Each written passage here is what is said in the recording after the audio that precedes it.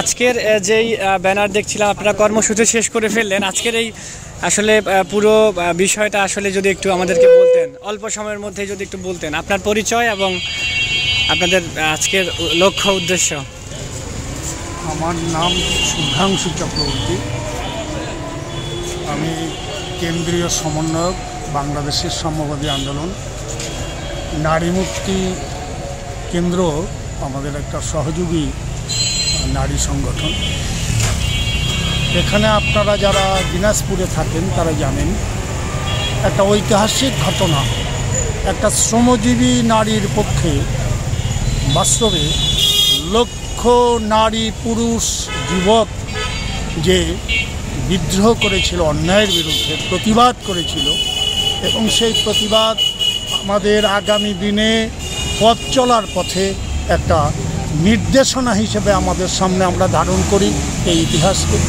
সেই জন্যেই আমরা এই আজকে এখানে এসেছি, এই ইয়াসমিন হত্যাকাণ্ডের প্রতিবাদ করতে আবারও, এবং ইয়াসমিন হত্যাকাণ্ডকে কেন্দ্র করে যে প্রতিরোধ গড়ে উঠেছিল সেই সময়কার সেই অন্যায়কারীদেরকে আড়াল করে এখানকার প্রশাসন যে অপরাধ করেছিল সেই অপরাধের বিরুদ্ধে এদেশের জনগণ, বিশেষ করে দিনাজপুরের জনগণ যে ঐতিহাসিক লড়াই করেছিল, গোটা বাংলাদেশের ইতিহাসে এটা অনন্য।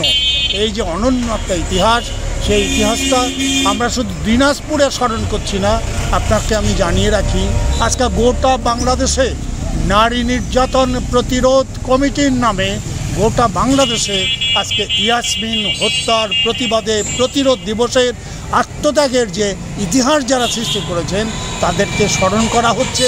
আমি ঢাকার থেকে আমি আগেই বলেছি, দিনাজপুরের এমন একটা ইতিহাস যে ফকির সন্ন্যাসী বিদ্রোহ থেকে শুরু করে সর্বশেষ কয়লা খনি আন্দোলনের যে ইতিহাস, সেই ইতিহাসে একটা অনন্য জায়গা।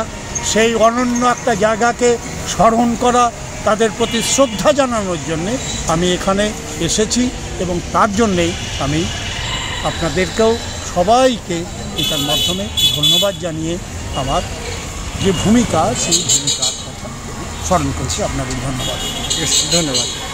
শুনছিলেন যে ওনার বক্তব্য, এবং আপনারা দেখতে পাচ্ছেন যে ব্যানারই আছে যে নারী নির্যাতন প্রতিরোধ দিবসের ডাক, ঘরে বাহিরে ও কর্মক্ষেত্রে নারী নিরাপত্তা নিশ্চিত করতে হবে, সম্প্রতি নারী পুরুষের সমান অধিকার দিতে হবে। বাংলাদেশ নারী মুক্তি কেন্দ্র দিনাজপুর জেলা, এটা হচ্ছে দিনাজপুর প্রেস ক্লাবের সামনে, main road, Dinajpur press club. আজকের মতো এখানে শেষ করছি। সকলকে অসংখ্য ধন্যবাদ।